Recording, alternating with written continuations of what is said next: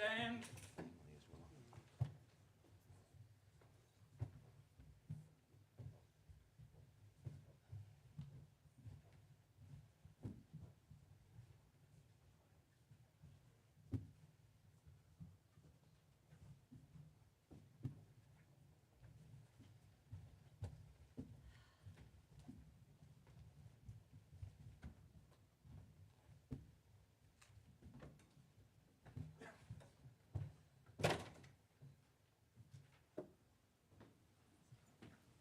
All persons having any business before this honourable court now draw nigh.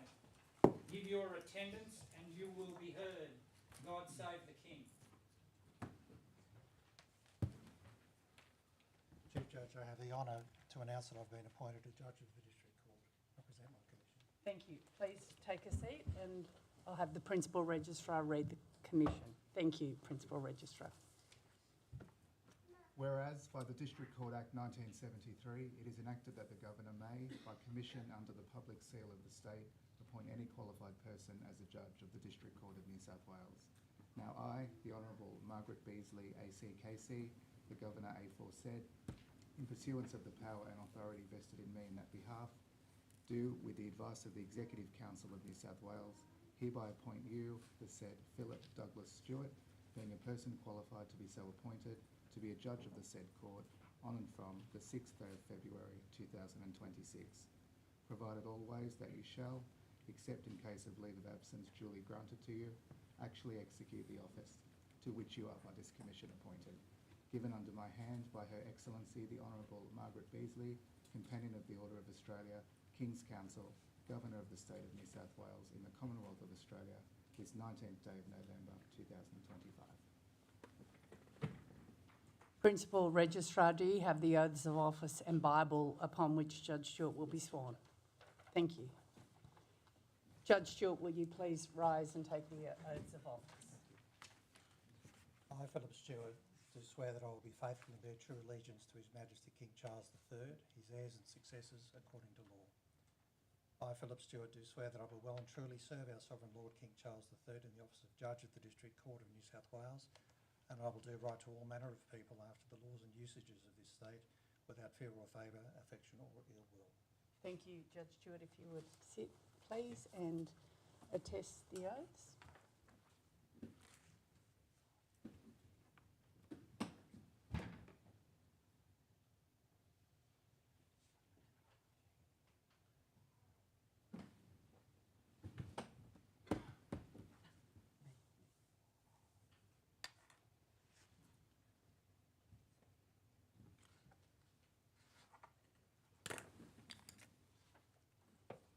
Judge Stewart, the oaths and the Bible will be placed, the oaths will be placed in the court archives and the Bible will be suitably inscribed as a memento of today's occasion.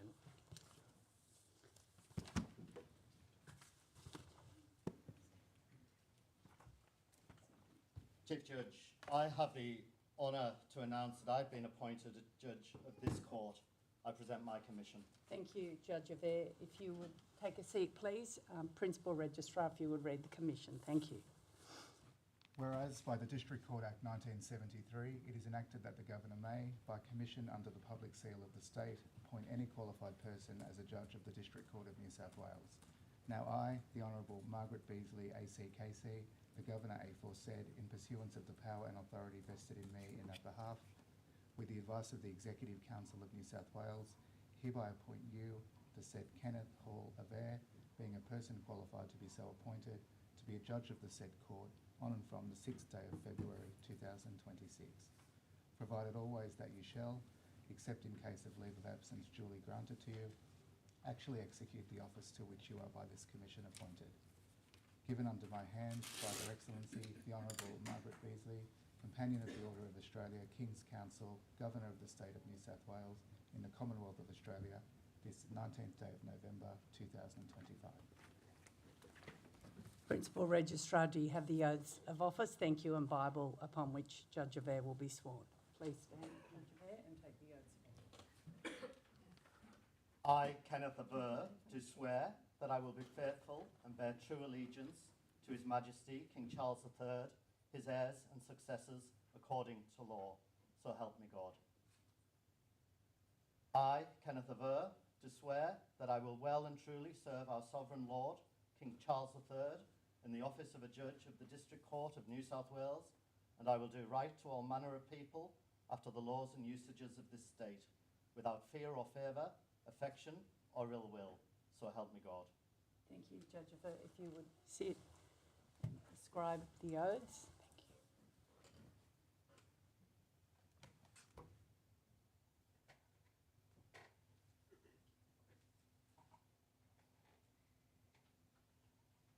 Thank you. Judge Averre, as with Judge Stewart, the oaths will be placed in the court archives and the Bible will be suitably inscribed and presented to you as a memento of this special occasion. Thank you. Judge Stewart, Judge Averre, it gives me great pleasure to welcome you both to the court.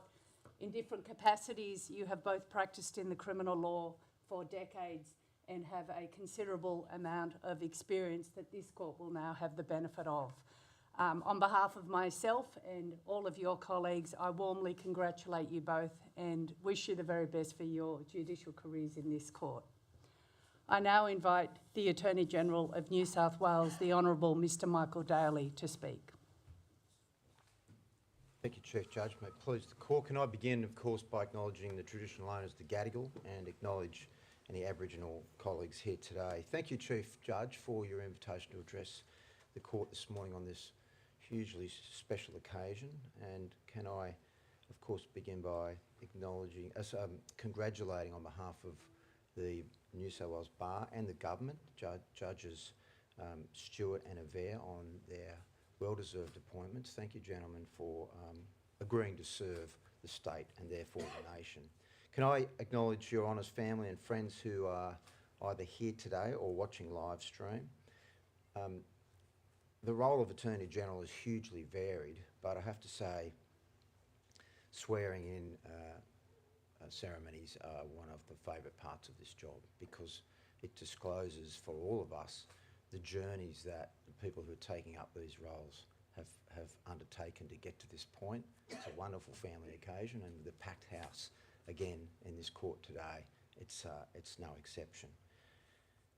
Can I begin with Judge Stewart, who comes to the District Court bench from a decade at the local court, and apologise to Chief Magistrate Michael Allen for once again stealing one of his best.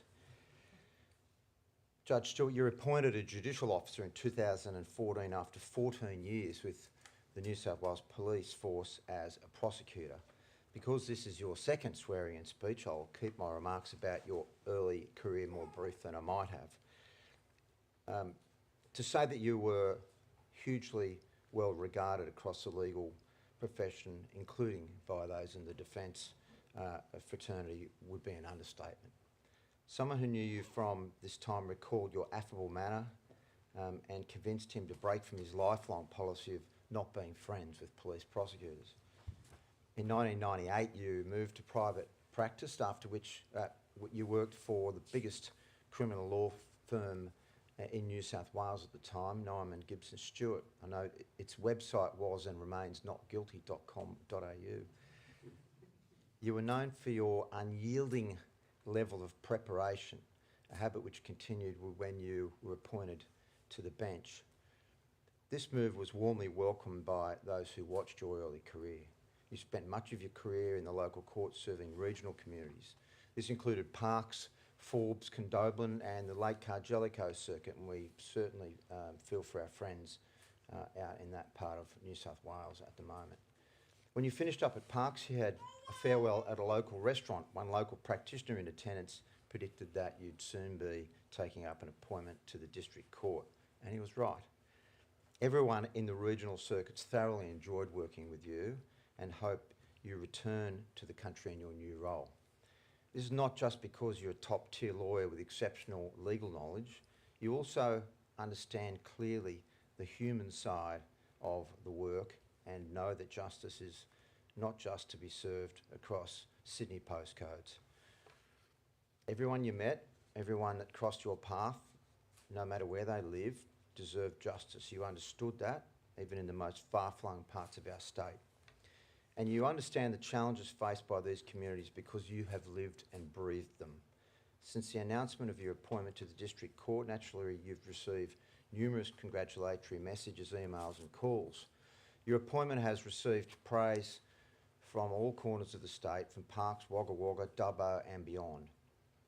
And it's not just in regional courts that you left a positive impression. Your rotation through Sydney's Sutherland Court is also recalled with great fondness.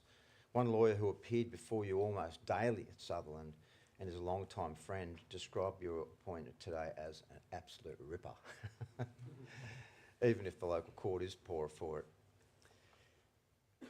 That same practitioner recalls some of the funny interactions you've had over the years. He said one morning he stood up in court and said, "Good morning, mate." You didn't flinch. On another occasion, after you read his submissions, you said to him, and I quote, "This is a perfect example of why you, more than anyone, should never rely on case law. It is outdated, irrelevant and completely wrong." You two agreed he would never tender a case to you again. This lawyer described you as the hardest worker he had ever seen and the best judicial officer he had ever appeared before in any jurisdiction, and that is the highest of praise indeed. Fast forward to COVID, and another judicial officer recalls a day when you and she were the only two magistrates allocated to the Sydney bail courts. She remembers being nervous about how you two would be able to get through such a Herculean list. You just said to her, "It'll be okay because we'll get together, we'll get through it as a team." You went on to complete 66 bail applications that day between the pair of you, with you taking the lion's share. So you, Your Honour, better than anyone, know the local court is the engine room of our justice system in New South Wales. Judicial officers there must deal with an extraordinary breadth and depth of matters, often with very little time to prepare and only basic information sometimes about the case at hand. But you were someone who carried this heavy workload with a combination of legal prowess, pragmatism, decisiveness, and most importantly, compassion. The last point, Your Honour, is evident in the courtroom, wherever you sit. Over the years, you and your wife, Christina, have opened your home to vulnerable children, including 9 foster babies. At the same time, you are also raising 4 children of your own, Lauren, Charlotte, Alexandra and William, who I'm pleased to say are all here today. Somehow between all of this, you still found the energy to turn up in court each morning, conduct yourself in a way that inspired those around you and get the job done. Away from court, you're known to be warm, loyal, quick with a joke and fond of good food and wine. When people leave your courtroom, Your Honour, they feel they have been heard and treated fairly and with respect, regardless of the outcome. You single out District Court Judge Lerv as a crucial mentor over your time on the local court. You describe him as a brilliant man who has had a profound effect on your career and provided crucial mentorship, particularly around matters of sentencing. Over time, you've been able to give back to the profession, mentoring other legal professionals and serving on the Judicial Commission Education Committee since 2016. You've loved your career as a magistrate and would have been happy to continue were it not for taking up this role today. But you're also thrilled and honoured to be doing that.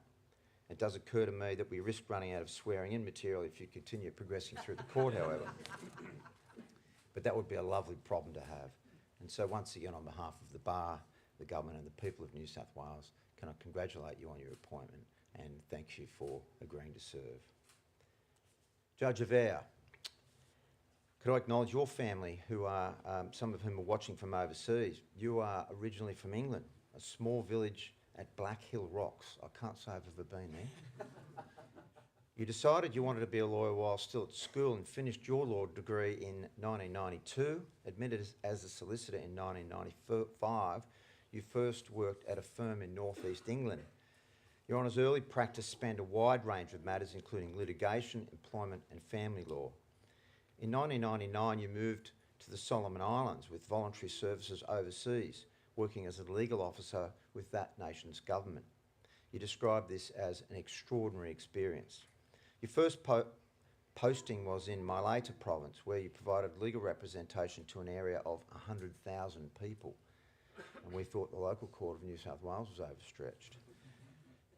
Your work spanned everything from Indigenous land rights to criminal law and civil litigation, and you described arriving at offices that hadn't had a solicitor there for a year. You cared deeply about providing access to justice for people who would otherwise have gone without access to that, and making a real difference to their lives. While in the Solomons, you also helped educate communities about logging. This included the establishment of an education program regarding new national forestry legislation. You were evacuated from the country after the coup in 2000, but later returned to volunteer as a legal advisor as part of the Australian-led peace agreement. And you remained in the Solomons until 2008, filling various roles, including as legal advisor on marine issues and later with the Public Solicitor's Office. Here, you were responsible for conducting trials, advising on law reform, and mentoring and training lawyers. Whilst in the Solomons, you continued to volunteer with various NGOs and assist in policies and proposals related to human rights. Briefly, you worked in a locum position running litigation for the UK Commission for Racial Equity. Is there anything you haven't done there? In 2008, you were made a member of the Order of the British Empire for your service to the community. Your sense of civic duty was informed by your late parents, Kenneth, your namesake, and Josie. They're sadly no longer with us, but we would be incredibly proud of what you've achieved and where you're sitting today. It was also in 2008 that you left the Solomons for Sydney, a momentous and life-changing change. Here you were called to the bar and joined Forbes Chambers.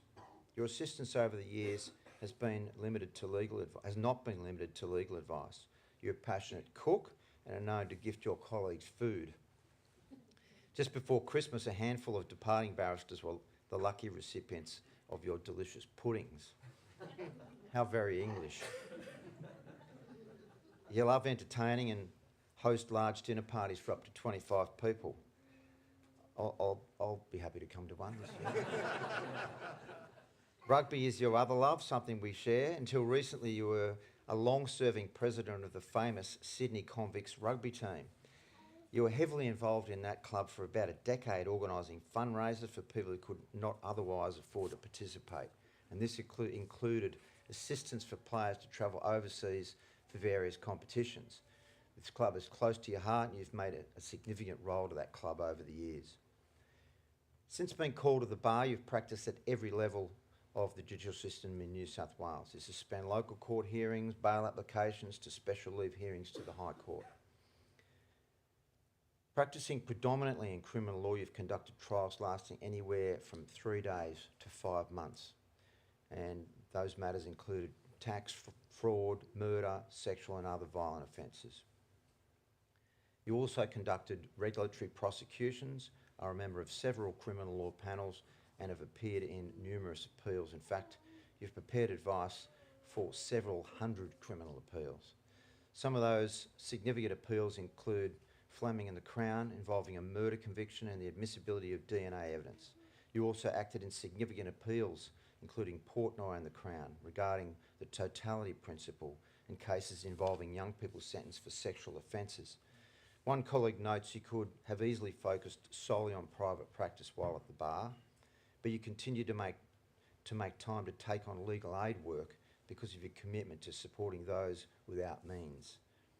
You've also authored several papers relating to issues of law in the Solomons and have presented on a wide range of areas of criminal law in Australia and the Pacific. You come to the District Court, Your Honour, with the distinction of being admitted to courts in 3 countries: the Supreme Court of England and Wales, the High Court of the Solomon Islands and the Supreme Court of New South Wales. Your colleagues feel they can ask you any question without being judged because you're open-minded, helpful and humble. A fellow barrister describes you as the opposite of arrogant, loud or outspoken. You are particularly open-minded, which is reflected in your diverse social group. In fact, one barrister said he'd never met someone with such a wide variety and circle of friends. In court, jurors warm to you because of your objective, balanced approach. Some barristers have a reputation of being theatrical, being performers and all. That's not your style. Yours is to be calm and balanced, and that is what you've stood out for. At the same time, Your Honour, you're courageous in your advocacy. Your colleagues are confident you will bring a sense of fairness to the courtroom and ensure everyone leaves feeling like their voice has been heard, and we all here today share that confidence. So can I congratulate you on behalf of the Bar, the Government and the people of New South Wales, and thank you for continuing your long life of service. May it please the Court. Thank you, Mr Attorney. I now invite the Junior Vice President of the Law Society, Ms Sylvia Fernandez, to speak. May it please the Court. I too acknowledge the Gadigal and the Eora Nation, the traditional owners of the land on which this court stands, and pay my respects to their elders past and present. I acknowledge and extend my respects to all Aboriginal and Torres Strait Islander people who are with us today. I turn first to Your Honour Judge Stewart. When we approached people, lawyers, friends, judicial officers and family about Your Honour, the tone of some replies was that this was a very difficult request, mainly because today requires brevity. Magistrates and judges recalled one of the most helpful, kind and patient magistrates that they had known and worked alongside. People spoke of court registry staff trying to lure Your Honour to permanently take a position in their court. Others noted that as a magistrate, Your Honour has been universally respected and always respectful. A judicial officer who can tell you the latest authority to the citation and paragraph number, as one told us. Your Honour has stretched that knowledge over large swathes of this state, taking your service to the community beyond the confines of Sydney. Your Honour has had a wide and long period of country service, which began in 2015 when Your Honour went to the Burke Circuit, continuing at Dubbo, Cobar, Nyngan, Warren and Gilgandra throughout 2016. Then, from 2017 and until early 2020, Your Honour sat on the Park Circuit. From mid-2021, Your Honour was the Court Coordinator at Sutherland Court and was appointed Regional Coordinator of the Southern Western Metropolitan Area in 2024.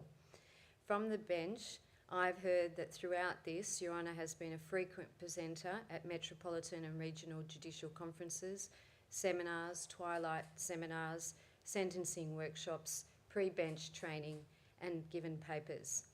A large volume of published judgments concerning aggregate sentencing, sentencing for serious police pursuit and other serious driving offences, firearms, prohibited weapons, knife offences, as well as choking and serious domestic violence offences, perjury, robbery and much more, a swathe of criminal offences. I know that these have been an excellent guide to the reasoning of the local court for many solicitors and magistrates alike. Stretching back through your whole career, Your Honour has always taken education of colleagues seriously. In your many years as a partner in a successful criminal law firm, one then junior solicitor recalled often going into your office with a question and confusingly coming out with two, invariably leading her to the conclusion herself, of course. Easily the best and probably most frustrating teacher I've ever had, she said with a laugh. In the words of your wife, Your Honour has always been there for your 4 children in countless ways, coming from a large family yourself. She said, quote, he brought those values into our lives. He even made everyday moments like when our children each received their pen licence special. On that particular special day, Your Honour would take your children to buy their pen of their choosing. Whether essays on tortious liability were required were not made clear. But perhaps unsurprisingly then, Your Honour has been a very active member of the Judicial Education Committee since 2016 and the Judicial Publication Committee as of this year. But it's not all work all the time. I'm told Your Honour loves to cook and insists on a special secret ingredient that makes your meals the best in the house.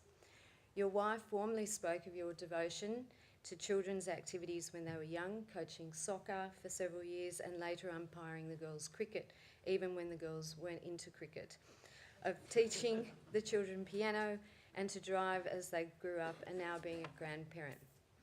Now your children are grown and you are proud that they have all found jobs helping people in various ways and none happily are in the law. On behalf of the Law Society of New South Wales and our members, I would also like to thank Your Honour for presenting continuing legal education seminars for the Central West Law Society, Arana Law Society, St George and Sutherland Law Society, and on plea preparation, hearing preparation, and how to present these in court. I also know Your Honour has taken up speaking engagements and presentations to the profession, PLT students both in the city and the country, and graduating law students at Charles Sturt University, Bathurst, on getting a job in the law. Your Honour has been a wonderful resource and prolific contributor to the local court and will be missed. But I want to finish today on a different note. It did not go unnoticed that despite a serious career in the law, Your Honour took care to focus on one thing in all the material Your Honour collegiately provided to the Law Society: your family. Your wife and the mother of your 4 children, who observed your start in law aged 36 and 11 months, and who brought up your children whilst you were doing country service, and looked after 9 foster babies from 2015 to 2021, and no doubt much more. She, in turn, mentioned that when Your Honour was a solicitor with a media presence, you'd call to say that you'd been on the news that night, and the children loved to see you on TV. And as you entered your home, they would roll out a red sheet for a red carpet entrance. I believe today marks a red sheet entry to the bench. On behalf of the Solicitors of New South Wales, congratulations on your appointment to the District Court of New South Wales, Your Honour. I turn now the Court's attention to Your Honour Judge Averre and to a brunch in 2008. Right after Your Honour had arrived from the Solomon Islands, a then commercial barrister sits next to Your Honour. The only connection, some mutual acquaintances. After, she offered a lift home. Your Honour would be the first criminal lawyer she became friends with, and she asked a question that I understand many criminal lawyers to varying degrees become sick of and resigned to. This: how do you bear it? To this day, she remembers your serious answer wrapped up in humour: I like to keep it real. All these years later, our informant, who has gone on to many great things, deeply admires Your Honour's work, not to mention your approach to life. Your Honour has numerous very bright, very funny advocates, and thankfully they all informed our speech today. Perhaps because for many lawyers, Your Honour was the model of a criminal barrister. Or perhaps Your Honour throws amazing parties, cooks wonderful food, and extends your generosity to a wide range of people from many backgrounds. Or perhaps because Your Honour is refreshingly cooperative in an adversarial environment, and just plain funny. For the others, it may be the seriousness of the legal work in the Solomon Islands, especially when faced with constitutional challenges at the highest level, as well as serious multiple accused murder trials, while also appearing for the likes of the Governor-General, the Prime Minister and the Speaker of Parliament, and the lasting contribution that legal work made to establishing an independent, resilient administration of justice there. That work makes Your Honour the only person in this room to have walked the corridors of Buckingham Palace and made a member of the Order of the British Empire. Similarly, here in New South Wales, Your Honour's extensive career at the bar has meant appearing in our most serious criminal matters, from murder trials to white-collar crime and complex criminal matters at the highest level. Indeed, all manner of criminal cases covering everything from reckless, grievous bodily harm between close friends to serious fishery offences concerning hundreds of kilograms of eastern rock lobster. These and hundreds more have formed part of more than 30 years of legal practice. Your Honour's experience also includes publishing and presenting widely on criminal law, law reform and human rights. Today, it is easy to look back on this career and appreciate its depth. However, Your Honour did not grow up in the north of England in a legal family. The fact of your admission as a solicitor in the Supreme Court of England and Wales in 1995 was a departure from the lives of many around Your Honour. And starting in the competitive world of the junior bar without knowing anyone in Sydney, in a new country, required putting more on the line than many will ever be brave to do. Fortunately, as one former flatmate put it, and I quote, Through some form of divine intervention, Your Honour came to the attention of Brenda Duchin, a wonderful woman and a solicitor who spent her famous career taking on the most difficult legal aid cases. It was from here that Your Honour built a reputation as a reliable and effective advocate, and Your Honour has become a much-loved member of Forbes Chambers over 17 years. Indeed, Your Honour has been considered a safe, confident recommendation. I mention this because every person that had formed this speech noted people Your Honour had helped well beyond the measure of mere representation, and in all of Your Honour's work and publications, Your Honour has placed a huge emphasis on the legal system itself as an institution that we must defend. A fellow barrister from your former chambers noted that without Your Honour around, their days would have been poorer for it. Amongst younger juniors, Your Honour was renowned for your open door policy, a welcome source of advice and guidance, and in the opinion of many solicitors, Your Honour was always a crowd favourite. Solicitors at Legal Aid recalled someone they enjoyed instructing, extremely knowledgeable and tactically excellent, able to skillfully preserve clients' appeal points during legal arguments and objections. Innovative and creative, Your Honour was thorough and well prepared. Generous with praise and quiet on your own work, Your Honour has an eye for detail. In the opinion of instructing solicitors, Your Honour has the ability to make sense of legally and factually messy matters and narrow in on nitty-gritty details, synthesise it all, and produce a practical and sensible solution. Those skills will make for an excellent judge. If there is one chink in the armour though, perhaps, and just quietly, it was the state of Your Honour's former chambers. Chaos was mentioned. Others describing being surprised to find out that there was carpet under everything after all. And I even heard stories of research assistants emerging out of walls of paper unexpectedly. Finally, I hope that Your Honour still finds time on the bench for your mastery of cryptic crosswords and time to travel overseas and to continue your love of rugby union. On behalf of the Solicitors of New South Wales, congratulations on being appointed to the District Court of New South Wales, Your Honour. May, as the court pleases. Thank you, Ms Fernandez. Judge Stewart. Thank you, Chief Judge. I too acknowledge the traditional owners of this land, their elders past and present. Chief Judge, Mr Attorney, Ms Fernandez, my judicial colleagues, both new and old, friends and family, whether in person or watching on the screen. Thank you for being part of this very, very significant event in my life. In fact, it's so significant and so daunting walking on this morning, seeing so many people that I know in court and hearing what's been said, that for the first time ever on the bench, I felt nervous. It's a great honour and a privilege to be appointed as a judge of the District Court, and both my parents would have been so proud. My thanks to the attorney and Ms Fernandez for their overly kind words. I'm humbled by so much of what has been said. I'm also humbled by the vast number of congratulatory emails, texts, letters, cards, phone calls that I received following the announcement of my appointment. For those who offered premature congratulations commencing way back in December 2024, your optimism is well placed. Chief Judge, we first met in Narrabri around 1999 when you were a visiting DPP solicitor and I was a very junior lawyer. Although our paths have not crossed often since then, your engaging smile and affable nature have prevailed. This is the second swearing-in ceremony that you've attended where I've been appointed. In 2014, Your Honour, as a judge, stood in the aisles of the local court for the entire ceremony. Today you deservedly have the best and most appropriate seat in the court. A career in the law was not on my agenda when I left school. In fact, I had absolutely no idea what I wanted to do. High school was a challenging environment and occasionally absolutely oppressive. The academic flame was extinguished very early on upon starting high school and remained that way for the next 16 years. So for a while I cleaned factories, packed orders in a warehouse, worked as a trainee accountant. When I was 20, I went on a holiday with friends to a resort in Queensland and thought we'd throw ourselves into the activities of that resort.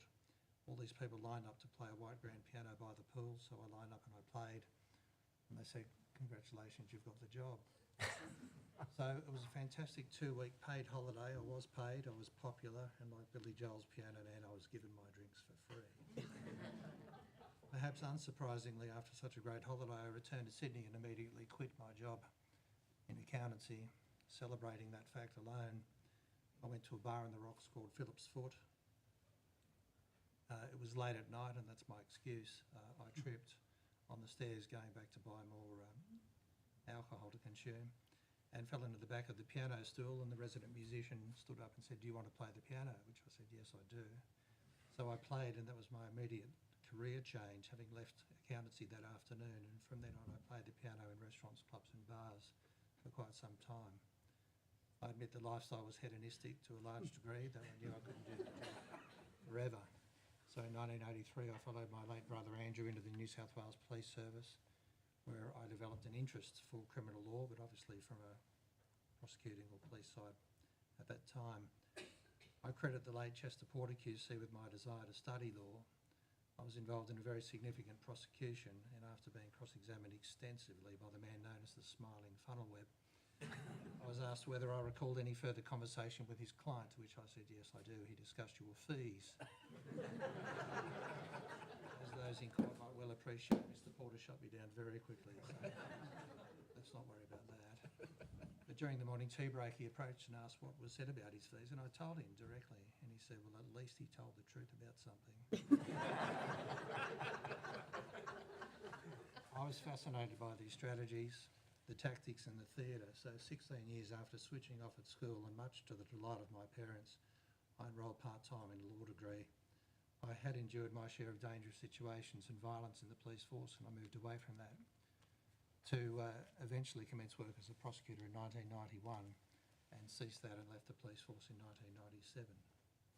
As you've heard, I was about to turn 37. I was admitted as a solicitor on Friday the 13th of February 1998, and in the 13th hour of the day, on the 13th level of that building, the lift became stuck. Hardly an auspicious start. I was not working leading up to my admission as a solicitor. My wife was looking after our first daughter, who was 6 weeks old. My mother had passed away. My wife's parents lived on a farm 6 hours away from Sydney, and we were offered accommodation in a neighbouring disused farmhouse. So I earnestly set about writing to all solicitors' firms within a 100-kilometre radius of that farmhouse. I received one response in Narrabri, which I gratefully accepted, driving 96 kilometres, almost 100, 96 kilometres each way to work each morning and night, including 40 kilometres of gravel road on a stock route and crossing one creek coming to and from. When I met my employer on that day, he said he didn't like going to court, and I had a number of district court appeals the next week. It was a baptism of fire, I can assure you, but I like a challenge. The judge was the late Helen Morgan. She was absolutely delightful. The DPP solicitor was generous and helpful. I had no mentor or contacts to consult about how to do an appeal, and the only one I'd ever witnessed was the one immediately before I rose to my feet. My very hazy recollection at the end of that first appeal was Her Honour asking if in fact I was submitting on a particular point that she expressed so much more articulately than anything I'd ever uttered. And I recall saying, "I think so," and she said, "Well, congratulations. You've won your first appeal." Winning is contagious, and I was hooked.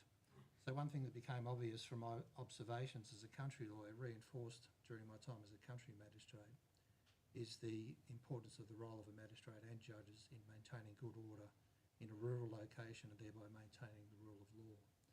The role in the city is no less important, but the effect is noticeably more identifiable in a smaller rural setting. And I know the Chief Magistrate, who has an extensive background in working in rural New South Wales, made similar observations at our annual conference last year. Country life was relaxed, it was very enjoyable, but I was keen to do criminal law exclusively. I felt the need to enhance my career given my very late start so that I could provide for my growing family. So 2 years on, I accepted a position with Trevor Nyman & Co, a two-partner firm known for its expertise in criminal law. I received early dispensation from the Law Society to apply to be an accredited law criminal specialist, and upon being accredited, I was made partner. Soon after that, the firm was rebranded to include my name, and eventually, and for a while, it was the largest purely criminal law firm in the state. The level of work was incredibly busy. I was time challenged, and trying to balance work, life and family required substantial juggling. I was on call literally 24/7, and the catchynotguilty.com that we've heard about, website marketing and firms' reputations, saw an expansion from 2 solicitors being the partners to 12 solicitors. But after many years of working as a solicitor, I felt consistently at ease, calm and confident going to court. I'd contemplated applying to be a magistrate for some time, and eventually I did so. I have thoroughly enjoyed the privilege of being a magistrate. It's been said that the court is a solemn place where the human condition is laid bare. The experience and exposure to the cavalcade of the good, the bad, the sad and the querulous over the past 11.5 years has helped me improve my court craft and has better equipped me to do right to all manner of people. It's time for me to express my thanks to a number of people in no particular order. Firstly, it must be mentioned to all the court staff, registrars and sheriffs of every court that I've ever worked.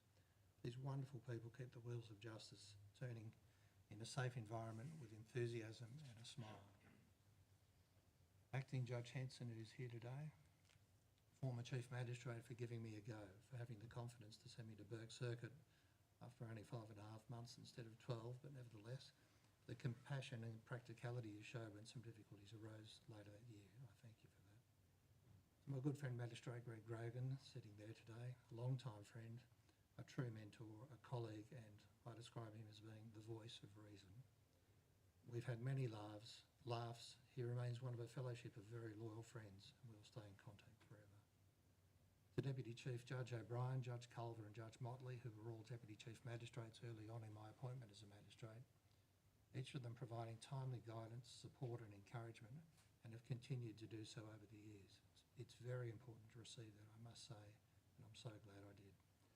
I want to thank all of my colleagues in the local court. I've made many friends. I've enjoyed a great collegiate atmosphere. There are too many to name, and I won't name them all, otherwise we'd be here till about 1 o'clock.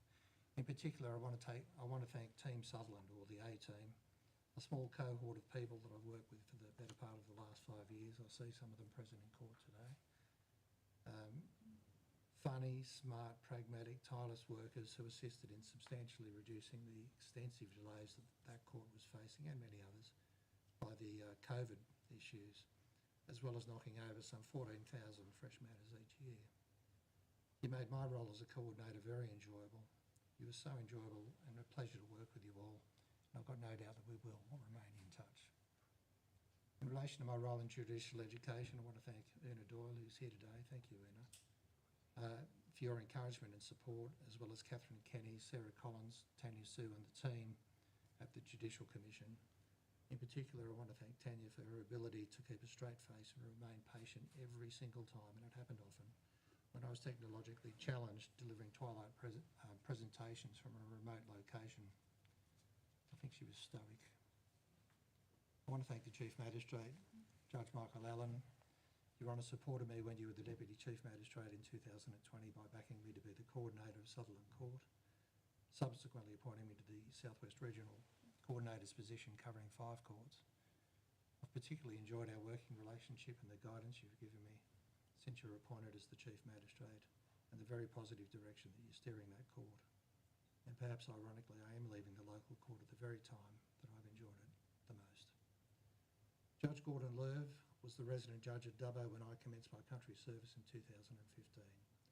I'd only been a magistrate for 5.5 months, and I had lots and lots of questions. The 370-kilometre return drive from Burke on a Friday afternoon twice in the month, and the 120-kilometre drive back from Warren on the 3rd Friday of the month meant that I was never in time to get a plane home to Sydney on a Friday, except 1 week of the month. So I only made it home 24 nights that year. And each month that I was away on circuit, in the Burke Circuit, I was away 14 nights of that time. His Honour often invited me to dinner to make sure that I didn't fade away to a shadow or succumb to isolation, threatening to have a complaints committee meeting if the meals were unsatisfactory. His Honour is an accomplished cook, as many visiting judicial officers are aware, and I'm pleased to say that the complaints committee never had a meeting, and there was nothing ever left on the plate. His Honour has been very generous with his time, a marvellous mentor, a good friend, my inspiration to become a district court judge and to become so involved in judicial education. I have no doubt at all that without his mentoring and encouragement, I would not have developed as a judicial officer to be considered worthy of this appointment. I thank the Attorney-General and the Chief Judge for supporting my appointment. I'm well aware that there will be challenging times ahead. I'll do my very best to live up to the high standards that you would rightfully expect. Finally, I want to thank my wife, Christina, hiding up the back there. You're a wonderful person, a great homemaker and an amazing mother to our children. You've kept things going when I've worked the long hours or been away, and I fully acknowledge that that was particularly difficult when the children were much younger and when I was empire building, and again during my country service, a long, long way from home where there were no planes. I love you, and I'm eternally grateful for your support and to have you by my side. To my children who are somewhere in here today, they're up the back there, thumbs up from the youngest daughter. Lauren, Charlotte, Alexandra and William are all here, as I said today, as is my gorgeous granddaughter. Where's she hiding? Anyway, I'm so proud of each of you. I love your individuality, your quirkiness, your great sense of humour. You give me so much joy, and I love you all. Thank you. Thank you, Judge Stewart. Judge Averre. Thank you very much, Chief Judge. Attorney General, Justices of the Supreme Court, Judges of this Court, Magistrates, former colleagues from the legal profession, and my Sydney family and friends, thank you all very much for your attendance here today. For those of you watching online, largely from overseas, thank you for tuning in whatever time of day it is where you are. You now get a glimpse into the District Court of New South Wales. I would like to begin by acknowledging the traditional custodians of the land, the Gadigal people of the Eora Nation, and I too pay my respects. Thank you, Mr. Attorney and Ms. Fernandez, for your very kind words. And in terms of the chaos of chambers, I know your source for that. There's a line from Once in a Lifetime by the band Talking Heads, which is, you may find yourself in another part of the world and you may ask yourself, well, how did I get here? Well, here is today and now, and I'm privileged and humbled to be sworn in as a judge of the District Court of New South Wales. I've spent a great deal of my legal career in facilitating access to justice, often for those who otherwise might have been denied access. And I've always felt a deep sense of commitment to the principles of justice and to the rule of law. I'm proud to be able to work on behalf of the people of New South Wales and to serve them in the administration of justice in accordance with the oaths which I just took earlier this morning. Many of the speeches have spoken eloquently about how I got here, and I just want to add something to that. I want to begin by acknowledging my parents, Ken and Josie, who are no longer here. I'm certain today would have been a day of great joy and pride to them. Today is a stark reminder of their absence from the life of myself and my 3 siblings and my siblings' children. I owe much to my parents who, both having left school at 15, worked hard to raise the 4 of us and instill in each of us the values which led to 4 very different careers, which made them very proud, and 4 very different personalities, which I wouldn't be able to comment upon. I also think that a commitment to principles of justice and my commitment to principles of justice came from my parents. My mother was born and raised in Derry in Northern Ireland and was very conscious of the effect and consequences of social injustice and the prejudices of the time. There are a number of people, both present and online, who had the privilege of meeting my parents. You can probably imagine their chagrin, my parents' chagrin, on my announcement that I was giving up the practice of law in the UK to work as a volunteer in Solomon Islands, but they embraced it and they supported me as they had done in everything I had embarked upon. Also watching online, I hope, are Mary and Dennis Hart, who were neighbours for many years, but much more than that, provided love, generosity, encouragement and guidance to me over many, many years. They celebrated their 71st wedding anniversary last week, which is just an incredible milestone. When I told Mary of the appointment, her reaction was one of delight and a reminder from her that she told me when I was younger that I was very smart. Now, where I come from, that can be interpreted in one of two ways. But I took it as a reference to academic ability and not to being cheeky. The combination of my parents and Mary and Den in moulding me have made me the person who I am today, and I'm eternally grateful to them for that. Although I suspect Mary may now need to reconsider her practice of handing over an envelope of cash every time I come home. How someone at my age still gets pocket money is beyond me. I'm also incredibly grateful that my brother Adrian has made it over for the ceremony. I have so much to be grateful to him for, not least knowing who talking heads are. Mine has been a varied and interesting career, and one which is born out of what has made me tick. I probably have a reputation as being a bit of a people person and collecting a wide and diverse circle of friends wherever I end up. Living and working in the UK, Solomon Islands and Sydney, together with an opportunity to travel, has brought with it so many friends from whom I've had the chance to learn much. I feel incredibly lucky. If you ask how I got here, I would say it's the people in my life.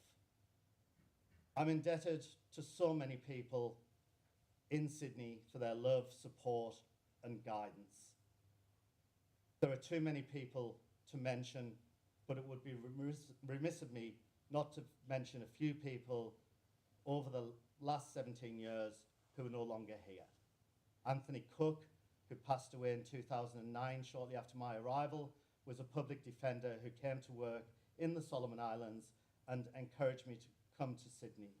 He was a friend and colleague to many in the profession. Once here, I became the go-to barrister for Brenda Dushan, with whom I worked with on too many cases to mention.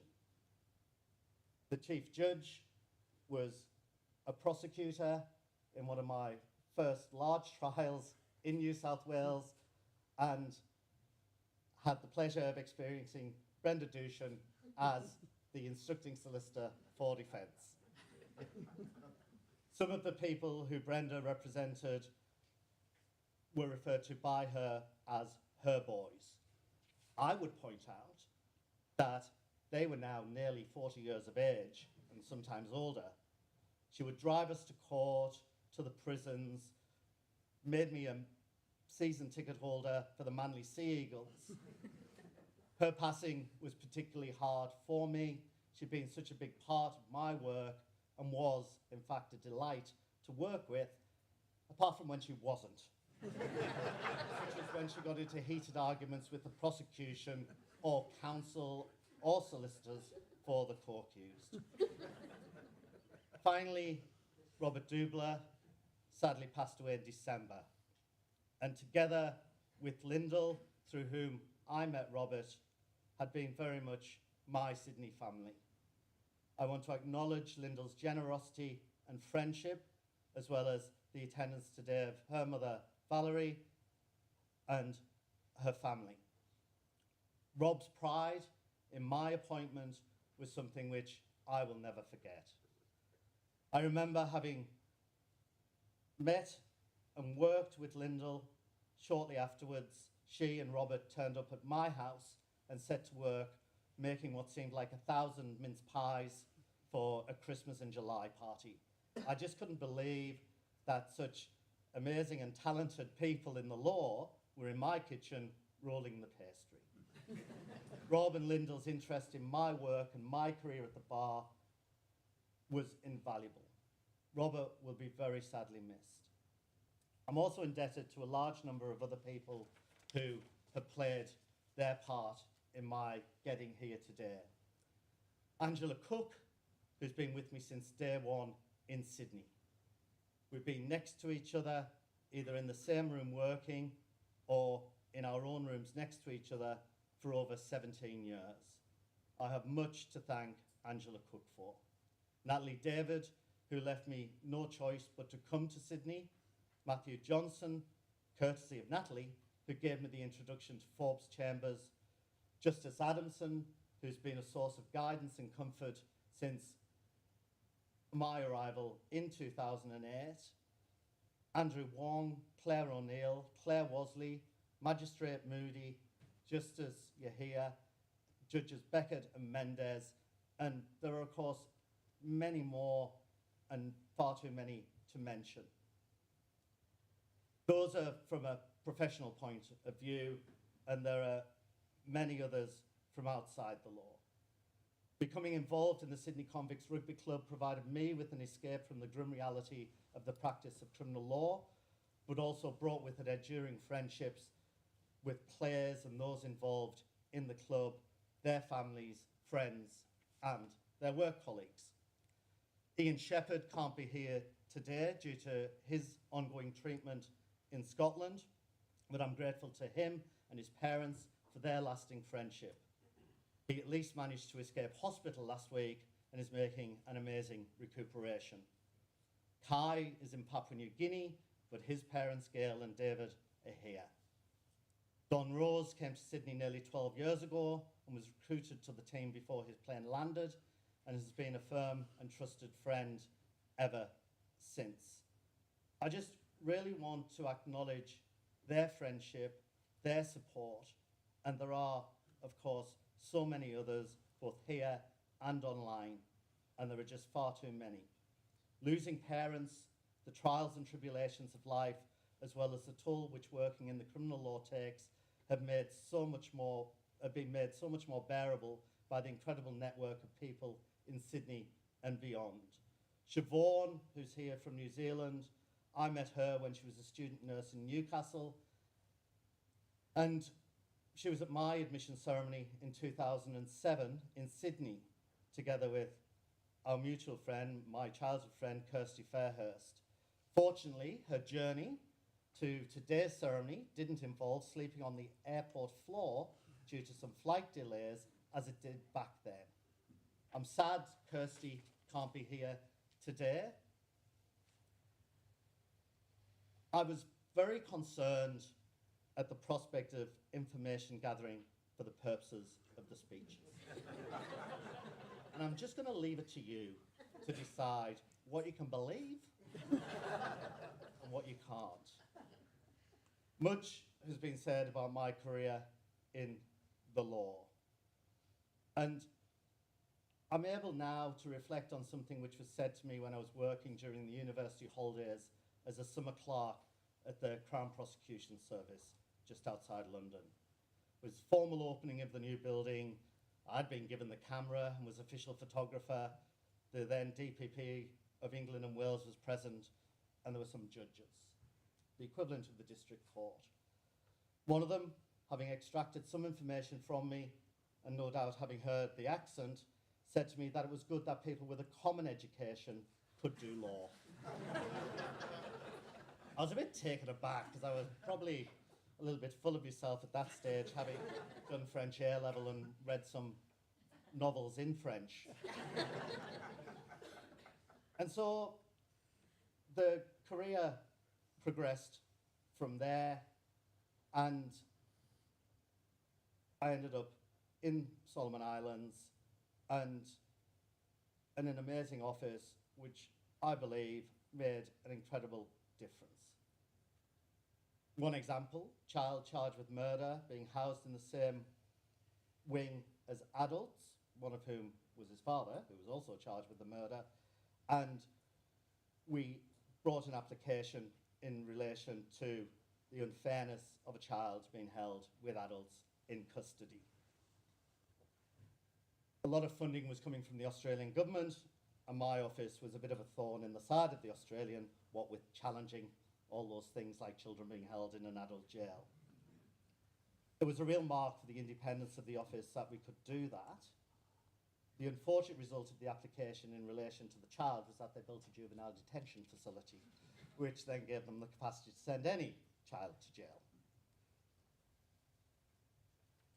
I ended up at the New South Wales Bar, and there's very few careers where no 2 days are the same. It's been an absolute privilege to appear before judges, magistrates, justices of the Supreme Court, and to work closely with colleagues and have such great opponents, such as barristers and solicitors from the Office of the Director of Public Prosecutions. Lawyers, for whatever reason, get bad publicity, but you can make a real difference. It's a real difference to people's lives, particularly the most vulnerable in society. Through the various roles that I've had in my career, I hope I've made a small contribution. My common education stood me in good stead for what lay ahead of me. Now on to a new chapter. I hope I prove worthy of the great honour which has been bestowed on me. I'm conscious of the history of the court and its importance, and I'll do my very best to fulfil the obligations that come with the office. There's another line from that Talking Heads song, "My God, what have I done?" Hopefully that's not one which I will need to have recourse to. Once again, thank you for your attendance. Thank you, Judge Averre. Everyone is invited to morning tea in the common room opposite this court. The court will adjourn. All stand. Some good ones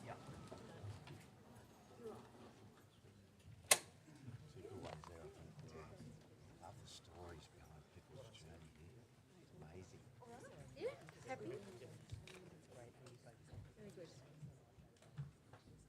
Yeah, I try and I'm different to prudence. So I do every one of these.